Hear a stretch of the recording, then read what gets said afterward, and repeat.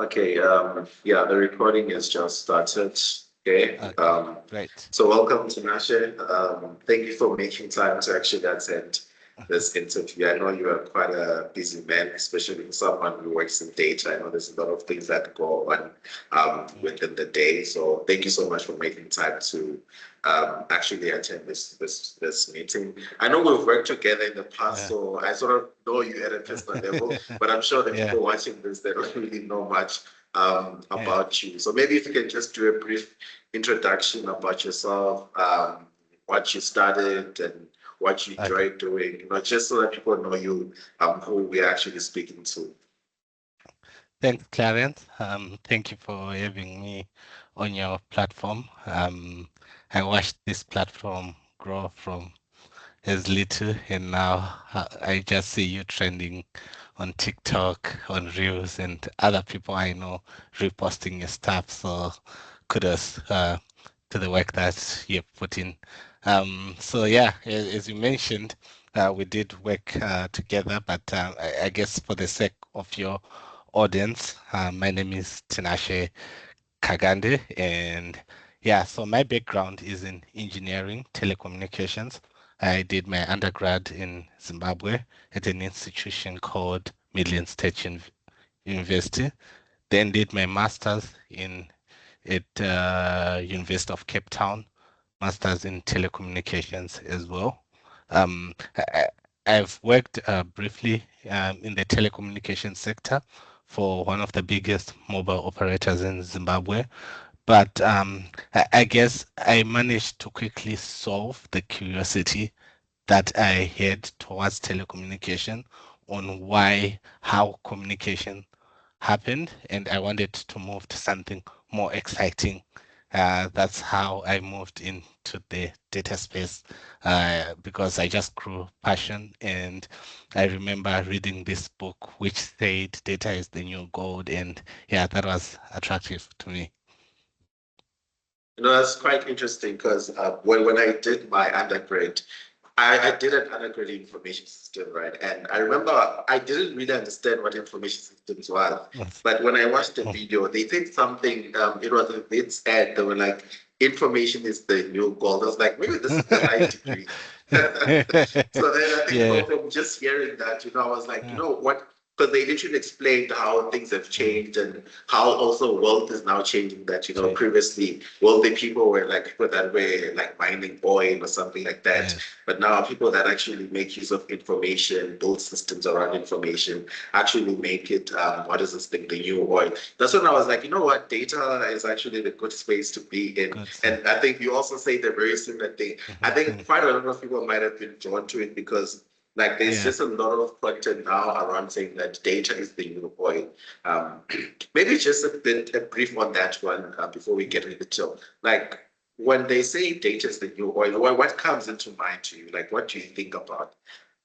Okay, so yeah, like quite quite a lot comes into mind. If we come and think in the age where gold was a thing, um everyone was rushing to dig gold panning in rivers, etc., to get to gold. So right now, when they say data is the new gold, you find that organizations, big organizations, small organizations, are kind of like rushing to get data. If they have the data, they are trying to get insights from the data that they already have. But then you find companies like Google, Instagram, etc. What these companies, they collect a lot of data. They collect our individual data. If you're not careful with your phone or what you log into, they learn about yourself and then they sell it to interested parties. For example, you do a Google search of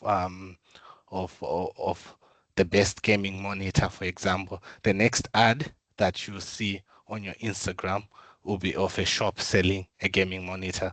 It means that they've managed to harness the power of the data and managed to send it to a consumer so that they can monetize it. So basically, data is equal to money, organizations want to make money out of the data that they have.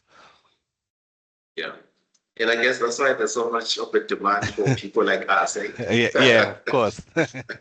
Yeah. Yeah. So maybe just to touch upon more on your career journey. I know that you started at the Big Four. Yeah. Well, you also moved to another sort of Big Four. So Yeah. maybe like just from when you started, what were some of the challenges, or maybe what were some of the things that you wish you knew before you got into the data space? Yeah. So I think the problem that I had at a personal level was I thought that certifications were everything in that moment. But now I've come to the realization that skill set is greater than certifications. You can cram, you can do a certification, um, pass it, nail it, and get good grades. But when it comes to an interview, they are not going to mention anything about that certification. What they will ask you is a certain skill set. Can you do this? Can you do that?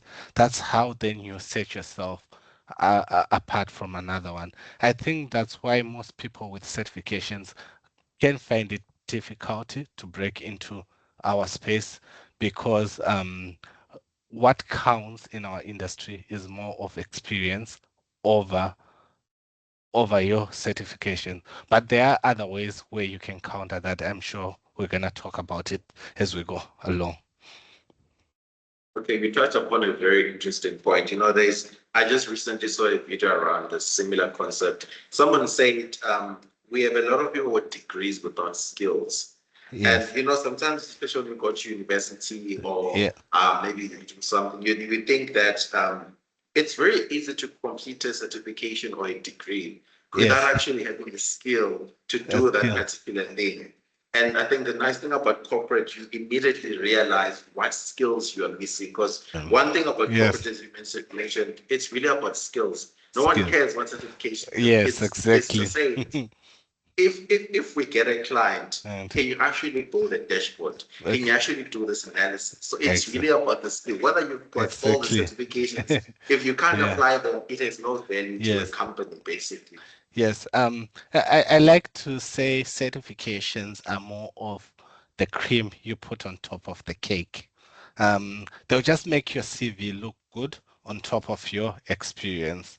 But then we've got now the challenge that we, I'm sure you have seen instances where a job advert goes like, we need a junior data analyst, but the number of experience is 3 years. And we're like, at 3 years, I'm already considering myself as a senior. I'm not considering myself as a junior. If I've been Yeah. analyzing data for 3 years, I'm pretty much sure I'm now like a senior. So I agree with you that certifications, they are good, but they're just like the cream on top of the cake. Okay. Just upon that very talk, because I know right now there's really a lot of debate around should you get a degree or should you just learn a skill? Yeah. Maybe just from your experience, has your degree been valuable in sort of helping you get your job, or you think maybe someone can just break into the space without the degree, or if they should focus on building projects more than the Okay. degree itself? What are your thoughts on that? Okay. I'll break this like into two. Um, if you've got the opportunity and the resources to get a degree, I would advise someone to get a degree because how industry is like, especially in Africa, it's more they look at your qualifications before they look at your skill set.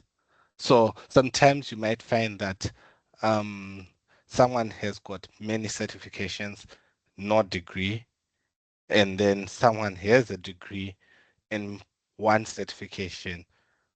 They might consider that person who has a degree over the person with certification. I think you have actually seen it that the pandemic is actually bad to the extent that some organizations even prefer graduates from certain universities over other universities. So a degree right now, I would say that if you've got an opportunity to get a degree, get it. On the second note, if you do not have an opportunity to get a degree, that should not hold you back. Then you do what's cheaper and what you can. Build yourself a skill set, get employed, um, and then when you've got like enough resources, go to school to just add to your portfolio, especially if you're going to be career driven.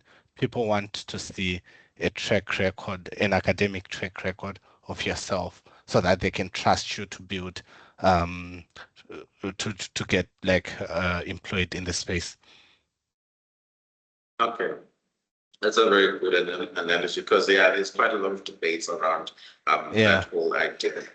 And maybe for someone who's trying to get into the space, what would you say if you were to list the top three things that, as a data analyst, that you need to know? Like the top three things that someone maybe in 2026 they have a goal to maybe upskill, and they just want to know what are those top three things that if they learn today, they'll have a better understanding of the space. Mm. Yeah, I think ever since like I've moved this side, what I've learned mostly is that if you want to be in this space, you should be able to ask how, why. Those are like the important questions. You should be able before your skill set, you should be able to understand what your client wants, because you could have all the skills. You could be good at SQL, you could be good at Python, you could be good at Databricks, but if you're not able to interpret your what are what outcomes you want to achieve in a certain project, then you're equally as not useful as you think you are. So you should be able to ask like basic questions. What are the objectives? What type of data do I have? Like these are like generic basic questions that can be answered by simply talking to the end users or the person who has requested um, that project. So, for example, when you are building a portfolio project, you know that you've got these objectives in the beginning. You just do not start building a dashboard blindly without knowing what outcome do you want to achieve. So before the skill set, this is for me the most important skill one could have to actually being able to ask those basic questions and being able to come up with a methodology that answers people's questions. And then now, secondly, is now to build your text your text stack. Having that text stack, that's why you are a data analyst. So if you want to get into the space, you have to have a tech stack. And the beautiful thing is you don't have to start by knowing all of them. They are obviously the most popular one. If you want to be in analytics, you should be able to do simple Excel functions, calculations, simple Excel charts, pivot tables, etc. Um, uh, do not like overcomplicate that, because sometimes you might be given a data set with only 50 rows. You do not need to load it into a database and deal with that. Like you can simply use pivot tables and come up with a solution in your Excel. And do not underestimate Excel. I think it's one of the most powerful tools that we Yeah. have today, and they keep on increasing it. I think they now have got Power Query, so you can do like X, yeah, you can do like exciting things. And then after that, the most golden, I think I use it almost like 90% in my job is SQL. That one is like golden for data analytics. That is if we are dealing to some extent of data, if it's large, but of course, and then if you're dealing with data in databases. And what's good is you can learn one. SQL is more like it's more like a language which has got many dialects. So, for example, we've got MySQL or T-SQL, depending what organization. So you don't have to learn all of them. You just have to master one because they are similar, slightly different from each other, but all of them they're similar. So yeah, SQL is good. Now, when you master SQL, before we move on to the other data manipulation tools, eh, you should also be able to visualize, to tell a story with your data. Again, there are many tools that you can use, but of course, they are then the most popular one, which then I would say I would advise people to learn Power BI first because it's the most popular one and the most marketable one. And then there's Tableau. I personally work with Tableau every day, but I think that Power BI is the best to learn in your first encounter. And then now for the advanced stuff, Python. Python is very good for automation and doing complicated data manipulation. The good thing about Python, it then moves on to when you are now working with Databricks. Of course, Databricks, you can work with SQL, you can work with Python. It then becomes PySpark in Databricks. So all those things, they are tools. So I think I'll just list them as three, the most important. I think Excel, and then SQL, and then Power BI. Those are like, for me, the top three that an individual should learn. And then, but that individual should not end there. You should then add on tools like Python, um, Tableau, Databricks. Yeah, because right now we're talking about data analytics, but you'd find that there are more exciting things that you can do in the space. Your end goal should not be um, t- to be a data analyst. Your end goal should be in a full end-to-end analytics engineer. So if we are asked to do a task, for example, a data engineering task, you are able to do it. If you are asked to do a simple machine learning project, you should be able to do it. Because right now in corporate, that's how you stay competitive. That's how you stay ahead, like of your peers.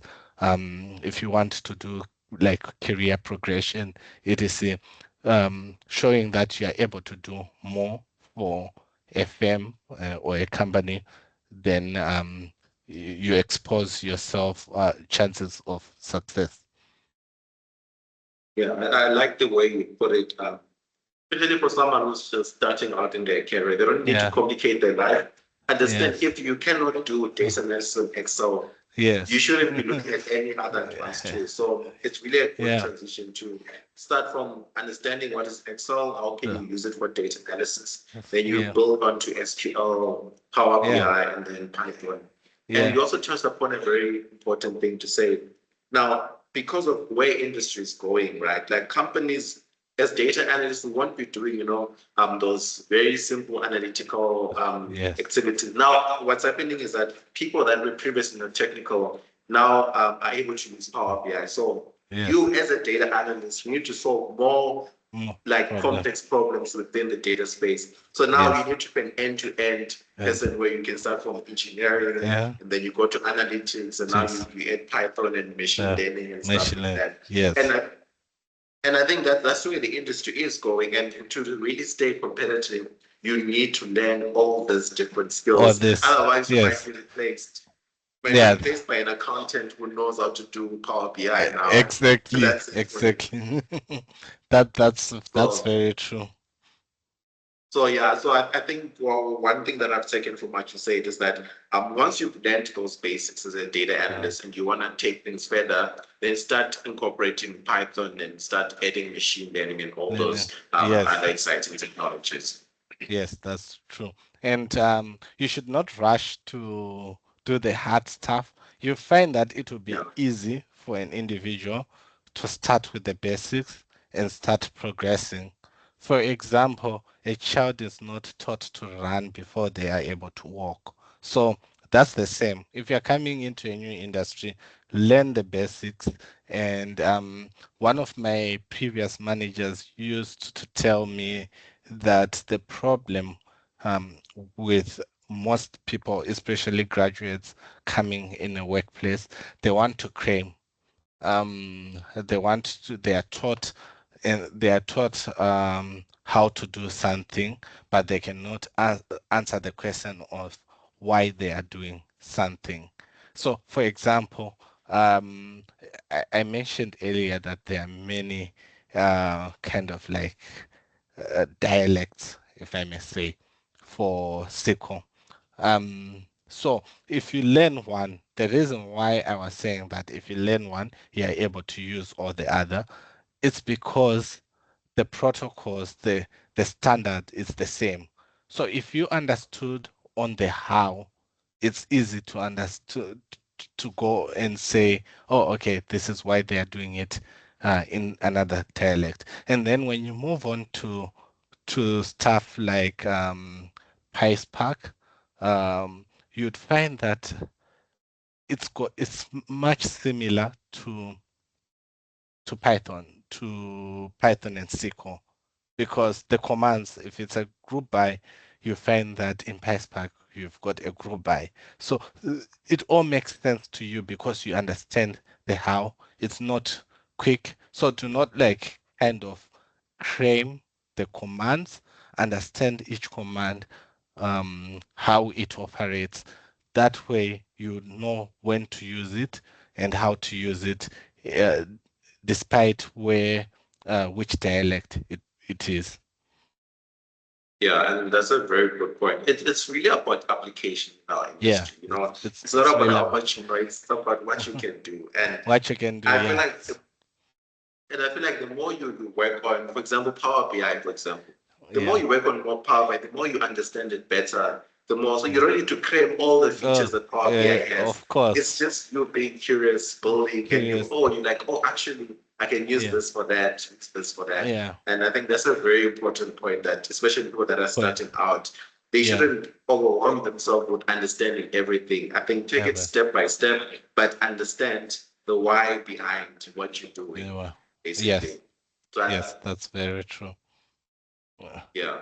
So I think that's something that's really important. I think you've touched upon a lot of the trends that are basically coming Yeah. within the space. So maybe if I were to say, do you think data analysts will still exist in the next coming years? I know people are saying we're going to be replaced by AI and this and that. What are your thoughts on that?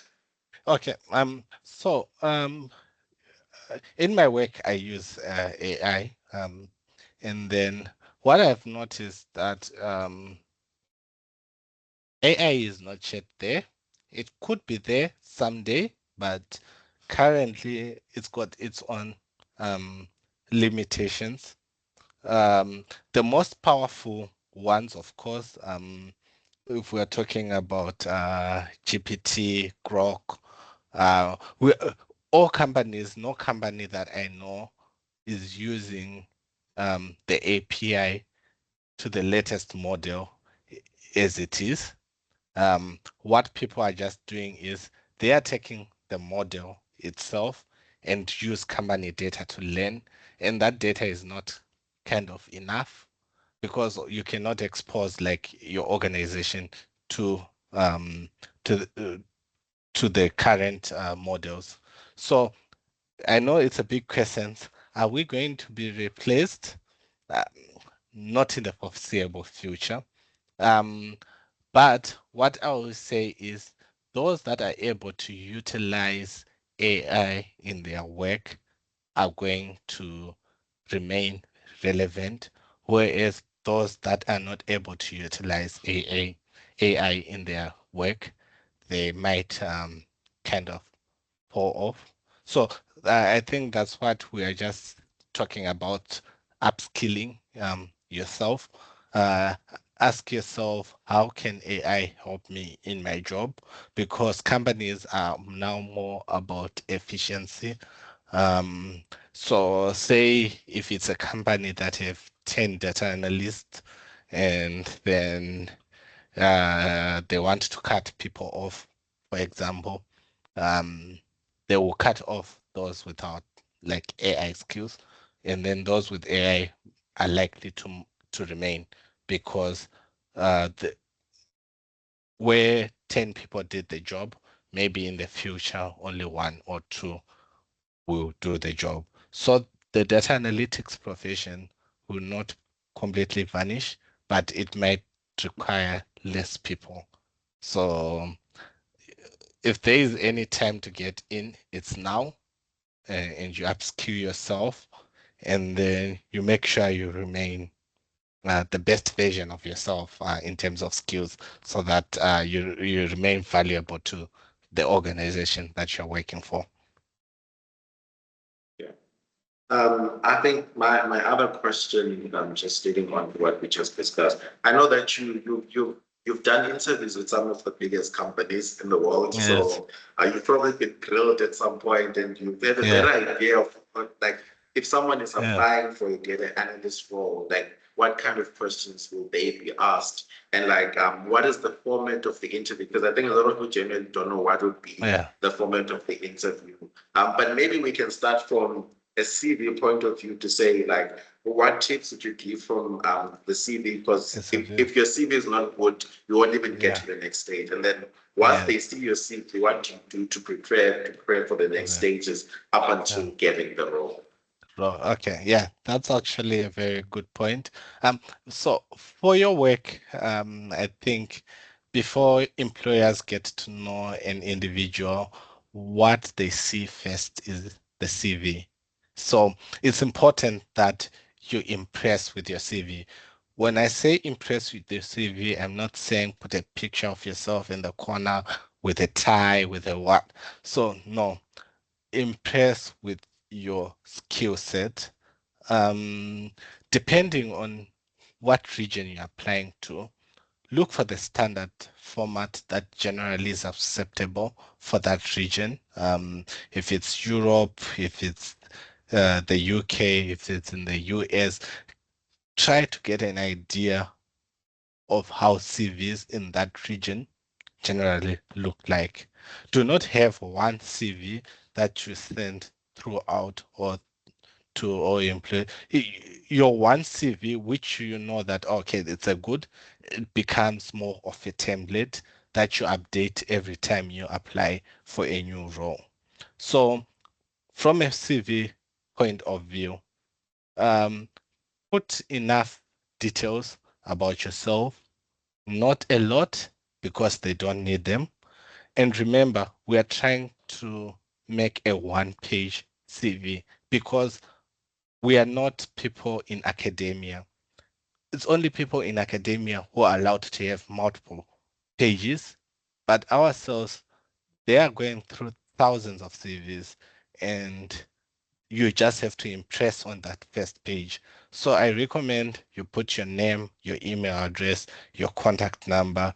If you've got a portfolio link, you put that portfolio website and probably your LinkedIn. Just ways they can contact you.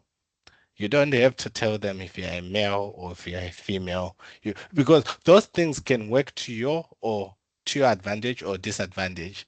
So some things you have to kind of streamline them, so that the first time that they encounter you is during an interview, of which it might be too late if they are going to perform any segregation because you are going to nail it across maybe a panel of four people. So um, I think personally, what I was taught at UCT is your CV should just contain the necessary information that they need. Then after that, you put a brief profile about yourself.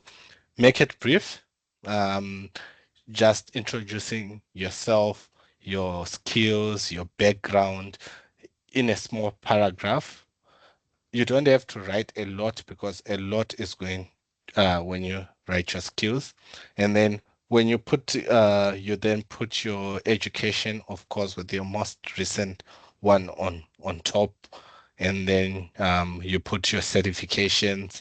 And then, yeah, you should also stop putting those things like, for example, if you say English and you put like a bar, that kind of ranges, people should avoid those things because they are not necessary. So I used to have a fancy, okay, I thought it was a fancy CV, but until I was grilled for that CV, and my current CV, it's a simple word uh, with enough information. I can send you the CV. I'll just remove my personal details, and if anyone wants to use it as a template, they're able to use it as a template.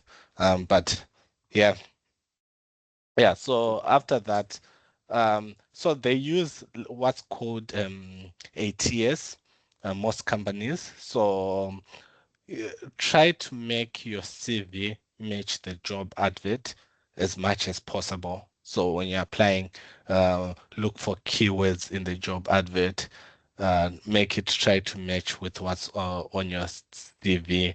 Um, there's an app I used to have on my browser. I'm forgetting the name, but I'll research and send it to you. Usually it did that for me to say it's picking the keyword and then align your CV to the job advert. So when you see that they need someone that worked, that has experience with certain skill set, you then highlight it more in your skill set or in your experience to say that, oh, okay, I've used SQL to perform such a task and how you applied that SQL. So it's also good, but also try to minimize it. Very short, bit ATS, because it's unfortunate that they use ATS. A lot of good people don't get to interviews because of that ATS, but just try to beat it by just matching what your CV. I'm actually currently writing a fun code that actually ranks your CV based on a job advert. So it uses like an AI agent to read through your CV, and then it reads also the job advert, and it kind of like grades your CV to say, oh, you need to highlight, you need to add this based on the job advert. Yeah. So yeah, so basically, yeah, for CV, I think we can talk about it all day, but basically I've covered, I think, what's important on your CV. And again, you can put your reference. If your current employer is your reference, you can actually write to say you can update, you can give them a reference upon request. You don't have, yeah, you don't have to put it like in your application. And your grades don't really matter when it comes to applying for a job. So yeah, you might have that distinctions, but when you come to a professional environment, as I said, skill is king. Someone who's able to demonstrate skill is king. So to say that I won the best science award, etc., those things are actually stealing the space that you should be explaining the skills that you have. So I recommend that everyone should just uh, explain the skill. And above all, especially this world, they believe more in cultural fit, company fit. So also try in your CV to to understand what the organization does and how you can fit in, like in their culture. You have to incorporate it like in your CV because they do not hire people who don't have values, the same values as they do. So yeah, it's good to also highlight in your CV. What was your other question? I think you.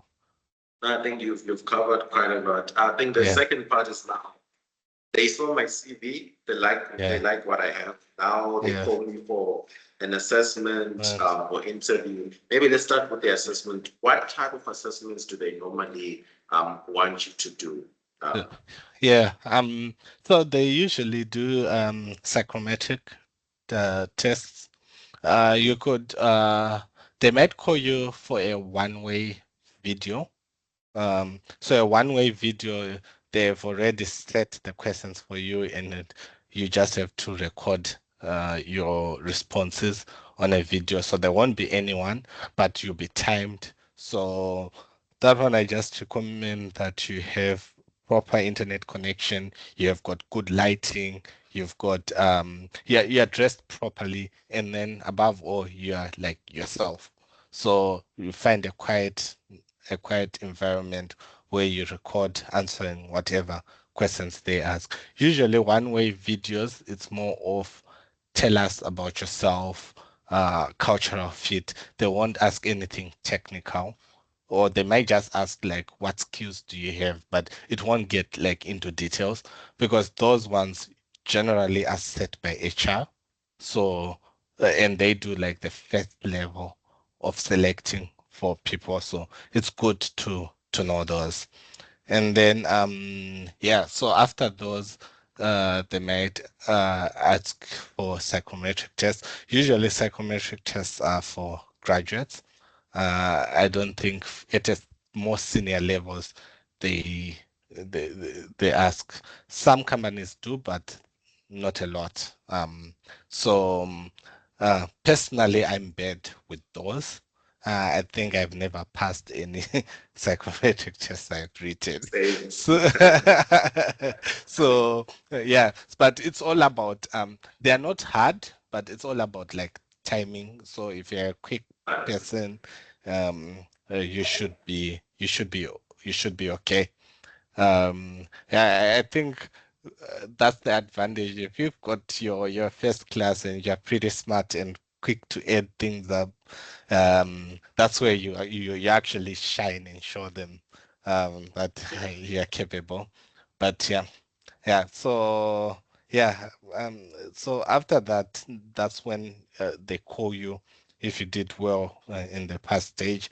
You're called for the interview. So generally, the interview there will be you could have the HR, you could have the hiring manager, you could have other senior director level, um, so that they hire.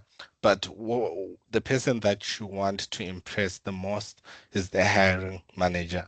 The hiring manager is going to be technical, um, depending on the organization that you are joining and what they are looking for. Some companies, they just want people who show that they want to learn. So you might get like some questions wrong, but you show your ambition that, oh, okay, you're someone ambitious, you're someone who listens, someone who wants to learn. They might hire that person over someone who is overdoing it, trying to show that they know everything, etc. So, yeah, try to strike like a balance and just be humble in your responses. That's what I'm just trying to say. If you know the answer, answer it humbly. You can even then counter with a question to say, "Oh, uh, how about if I face this?" Even when they like give you feedback, you then counter with a question because it shows that you're a person that was ambitious to learn. But generally, I would say that companies, when you are invited for a physical interview, the company is hoping to hire you because they are using their time. There are instances where companies can host maybe 5 rounds of interviews and still not able to find the right fit that they are looking for.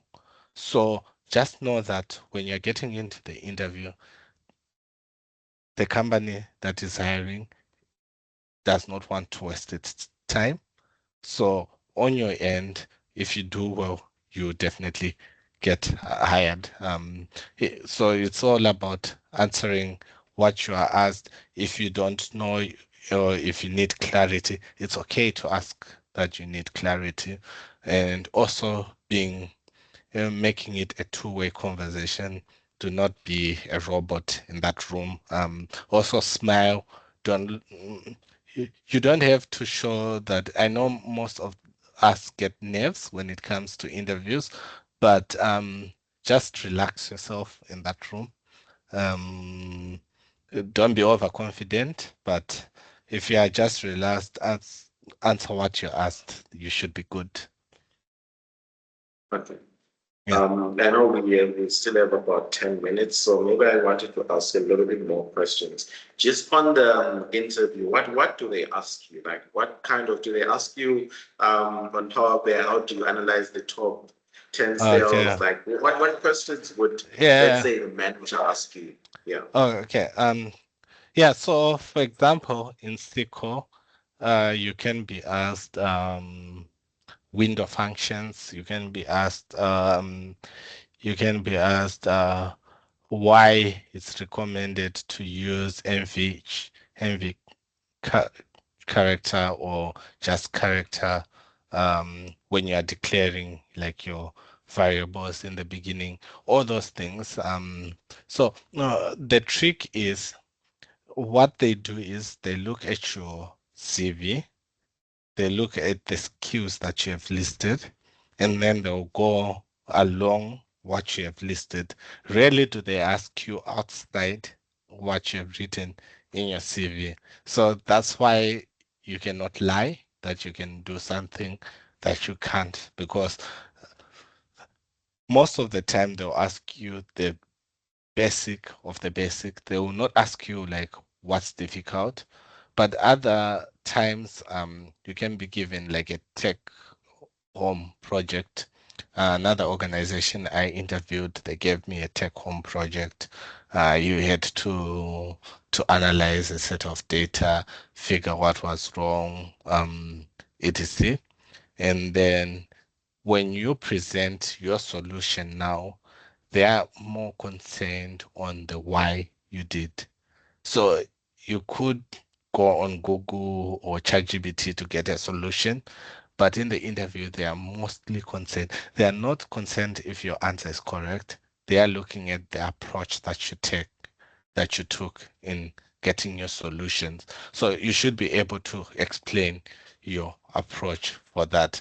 Then yeah, things like yeah, Power BI, SQL, they'll ask you like basic, the very basic of the basic, but things like yeah, as I mentioned, window functions, grouping, um, when to use having, group by, does it come before or after a where statement, your joins, so when you use your left join, um w- it is and then sometimes they just create like a scenario for you, and you should be able to answer it.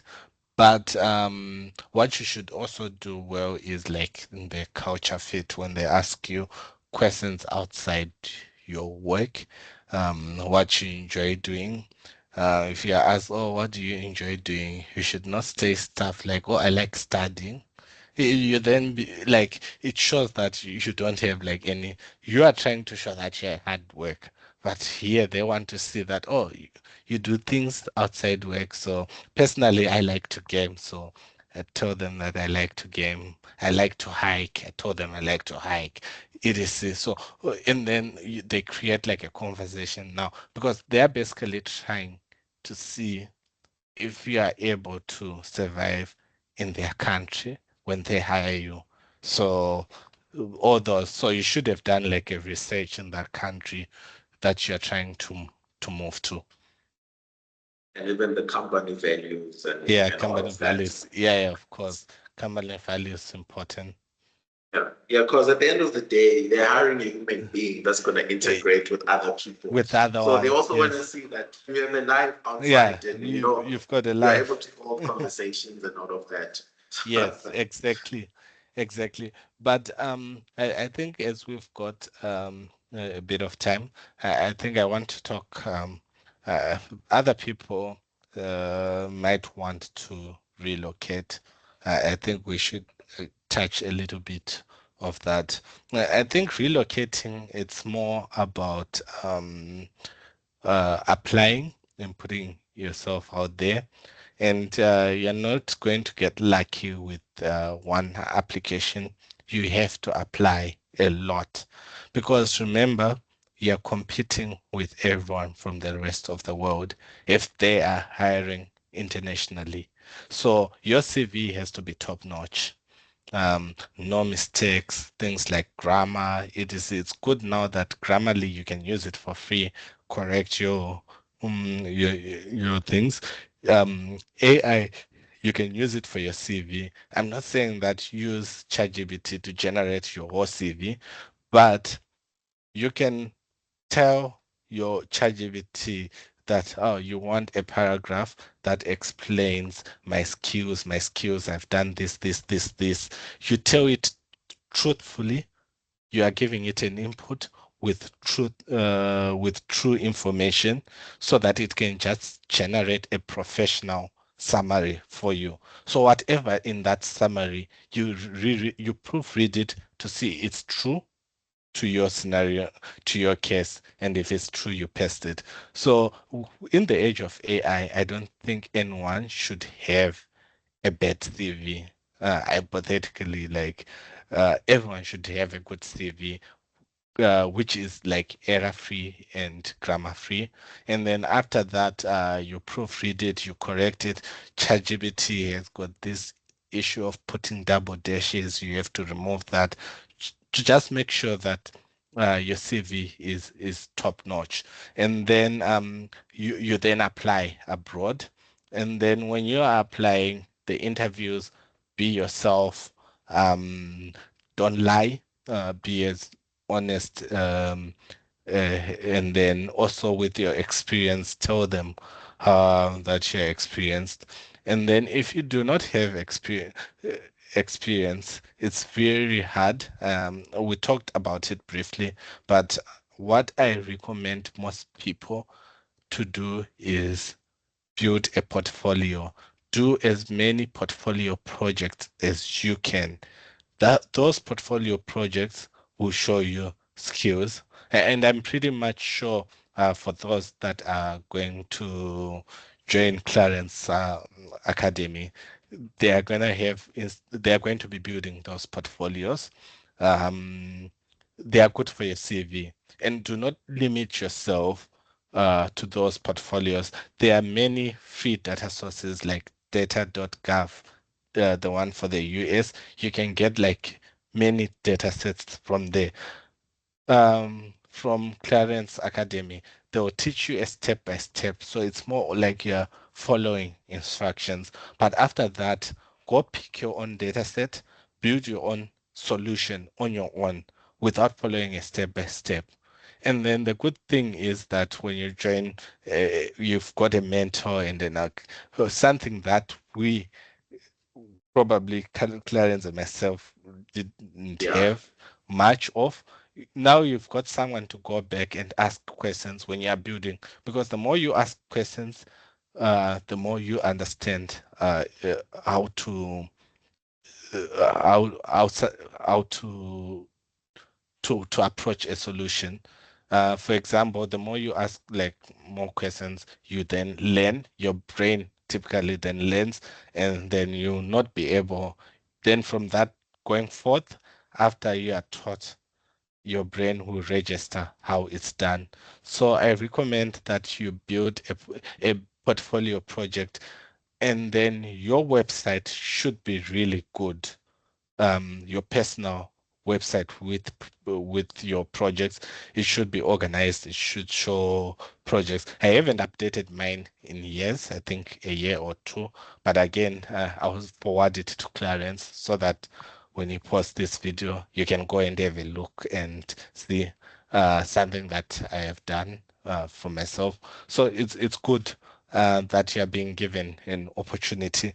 So what I would have done differently if I was to learn again is to look for, I'll definitely have to look for a mentor, because reason why mentors are important is they will guide you. There are a lot of things that I learned that are rubbish, to be honest, that are not necessary, or a lot of videos that I saw that were not explaining concepts well. So you cut that chase to say, oh, because majority of people will be like, you learn everything on YouTube. It is uh, uh, eventually on my end, I had to get like a course from someone of like Coursera or etc. So to get a guided, but still it's not like one-on-one. I could not access my mentor to say, oh, I've got a question or something. So it's a golden opportunity that you're giving uh people who follows you. Thank you so much. Yeah, yeah. So I've recently started the academy before those that I've not seen. So Mm. basically teaching people on data and AI. So yeah, like mentorship is important because we were just learning things on our own, and you might find that we would have been far if we had Yeah. mentors and we knew what exactly we should. Because there's so many certifications that we did that were not Yeah. relevant and all of that. Yeah, So mentorship that's is very really true. important in this space. So yeah, I think I see we've ran out of time, but Yeah. yeah, I think it's been a very fruitful Yeah. interview. I think for some of the key things that I learned is that it's very important to start with the basics. Don't Yeah. overcome anything. That's Understand very the true. how of everything that you do. And when you write your CV, don't put too much details.